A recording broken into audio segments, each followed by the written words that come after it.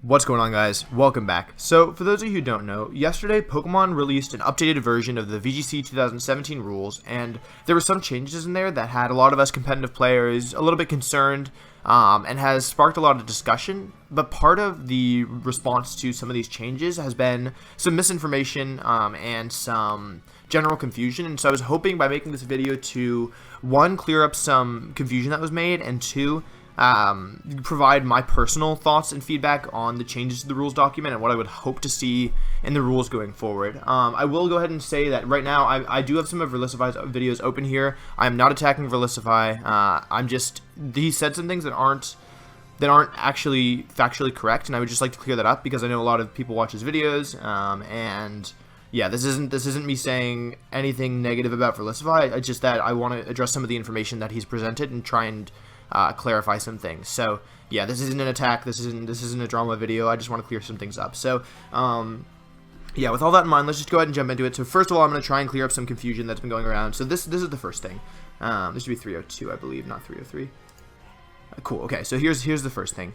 In my other videos, but here we go. So this was the guy that had the Beast Ball Porygon, which is now causing this rule change. I'm wondering if there's going to be any penalties or any retroactive punishment for this, because okay, so first, that's the first thing, right? So he talks about retroactive punishment, and that's not basically the Pokemon will not retroactively punish people. Like any players, like if it wasn't in the rules document at the time, players won't get punished for it. So players who used illegal Pokemon before, players who used Pokemon that were in illegal balls and other things like that will not get punished after the event. Like it's not the way it works. And I think there's a bit of confusion, and here's part of why. So the next thing that he talks about is the next thing he talks about is what happened with the team sheet. So let's just go ahead and listen to that. And I think these two go hand in hand, in my opinion. So yeah, we'll go ahead and listen to this one. Now go out and enforce this. I'm wondering if that means any retroactive punishment, because interestingly enough, there was retroactive punishment already done with this team list requirement for accuracy issues in the Pokemon teams. Now this is because there was a lot of people complaining at the International.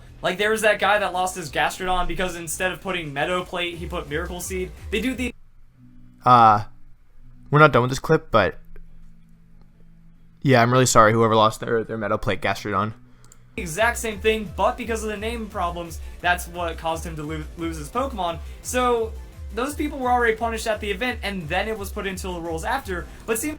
Okay, so there's a couple of false information, like wrong information there. First of all, Marcus lost his Gastrodon, but it didn't have a Meadow Plate or a Miracle Seed, shockingly. It had the wrong nature, whereas Jonathan Evans lost the item on his Tapu Bulu. That's not super important, but he does say players were retroactively punished at the event at London, and that's not entirely true. So here I have the two rules documents. The one on the left is the old one before the updates, the one on the right is the new one, and as you can see, players must submit team sheets at the start of the tournament that matches the player's Pokemon items and moves as they appear in the battle team. So this was in the rules beforehand. Our issue with it was that it had never been taken seriously before. It had never been properly enforced, especially at a tethered event. It had never been an issue before, and so that is why there was confusion, and that was the issue we had with the team sheets. When the judges started to pursue penalties for the players who had made mistakes in their team sheets, that was at that point we looked in the rules, like Barish, Achlos, and I, we looked in the rules, and because we were like, they can't do this if it's not in the rules, but we looked in and it actually was in the rules, and they followed the rules exactly as they were. So I don't have the penalty guidelines here, but I assure you that they were in the rules beforehand, and it was not retroactive punishment. Like they didn't just decide in the spot. Like it was in the rules. The judges were completely within the rules. Our issue was that it hadn't been clear that it would be an issue.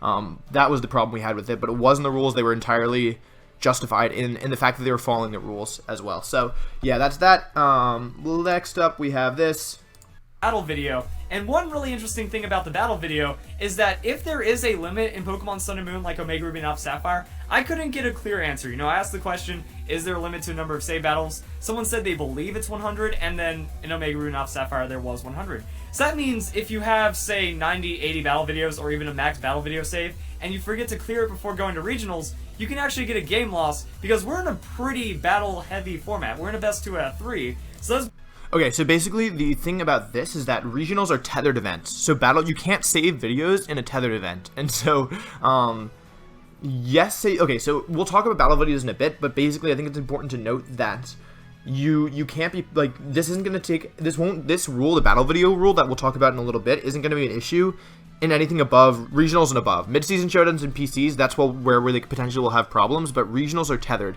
And so you actually can't save battle videos in regionals, internationals, or worlds because we use special software. So, yeah, regionals, if it was regionals, I think it'd be an even bigger issue because there's so much more CP on the line. But, yeah, you can't save battle videos for regionals, so that's just factually wrong. And then lastly, this isn't a big thing, but we'll listen to this. I complain about the team sheets. Also, Wolfe wasn't able to use his Porygon 2 because he wrote it down as Porygon on the team sheet, so we Okay, so that's I've stated publicly that this isn't the case, but I'll do it again. I did not lose my Porygon 2. I was implying on Twitter that I may have lost my Porygon 2, but that wasn't it absolutely wasn't me. I've stated this publicly. I did not lose my Porygon 2. That isn't a problem. Okay, so now that we're done with that, there was something else in that video that I forgot to cover, but I think that's most of the things I wanted to cover. Basically, the things that I want to touch on are the new rules that went into effect that I've seen so far.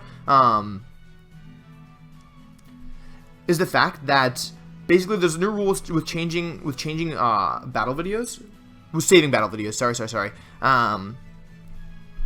Let's say let's find it in the rule document, battle videos. Okay.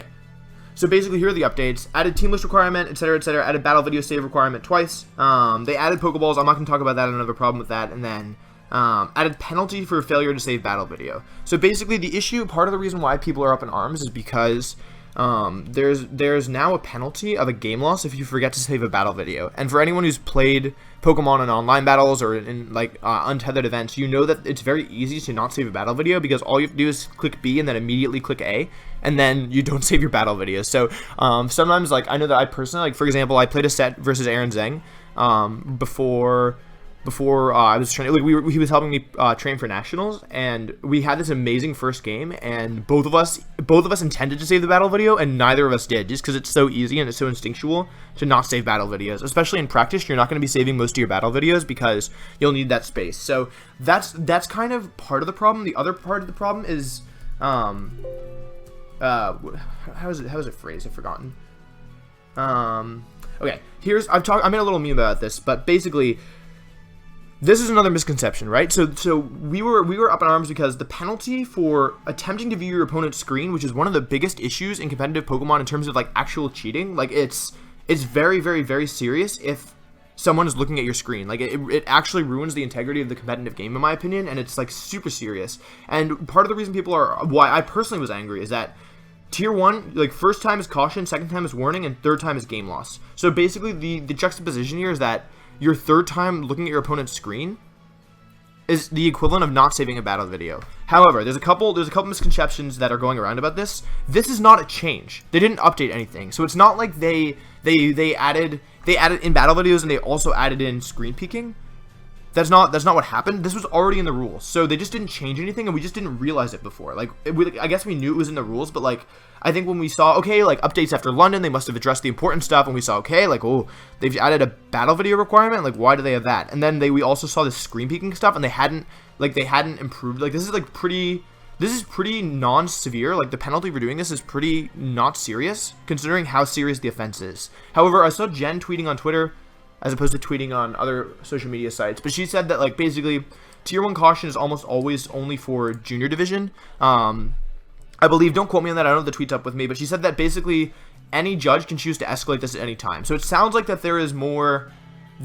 it can be taken more seriously, but I think part of the problem was that this screen peeking I've had an issue with for a while. I think it's terrible for the competitive game, and I don't know if it's something about the way that I sit or the way that I play, but I've played against it several times, and it's really hard to deal with and really frustrating to lose against. And the fact that the penalty at first glance is so non-severe is pretty frustrating as a competitive player. So what I would like to see from an update to the rules document is changing the screen peeking, because that's in my opinion one of the biggest issues that we have right now in terms of the rules document. I don't really understand the battle video requirement. I think it's unless I'm misunderstanding, I think it's probably so that I can't claim a win that I didn't get, unless I'm forgetting something. But yeah, screen peeking is actually a problem, and I would like to see them change it. I think it was probably an oversight, because I think now that it's being more discussed and it's more at the forefront of everything, I would expect them to have a more serious